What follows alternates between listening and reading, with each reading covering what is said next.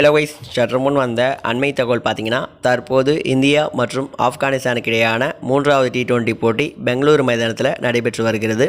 இந்த போட்டியில் பார்த்தீங்கன்னா டாஸ் வென்ற இந்திய அணி பேட்டிங்கை தேர்வு செஞ்சுருந்தாங்க.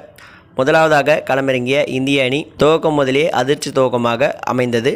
இந்த போட்டியில் பார்த்தீங்கன்னா பெரிதுமாக எதிர்பார்க்கப்பட்ட விராட் கோலி 0 ரன்களிலும், இந்த தொடருடைய முதல் 2 போட்டிகளில் அரை சதம் விளாசிய சிவம் துபே 1 ரன்களிலும், எஸ்எஸ்சி ஜெய்ஸ்வால் 4 ரன்களிலும் வெளியேறியிருந்தாங்க. ஒரு கட்டத்தில் பார்த்தீங்கன்னா இந்திய அணி 22 ரன்களில் 4 விக்கெட்டுகளை இழந்திருந்தாங்க.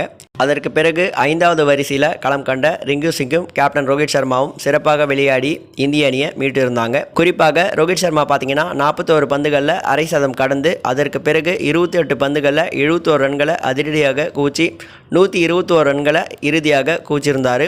அது மட்டும் இல்லாமல் உலக வரலாற்றிலேயே T20 போட்டிகளில் 5 சதத்தை பதிவு செஞ்ச முதல் வீரராக தற்போது ரோஹித் சர்மா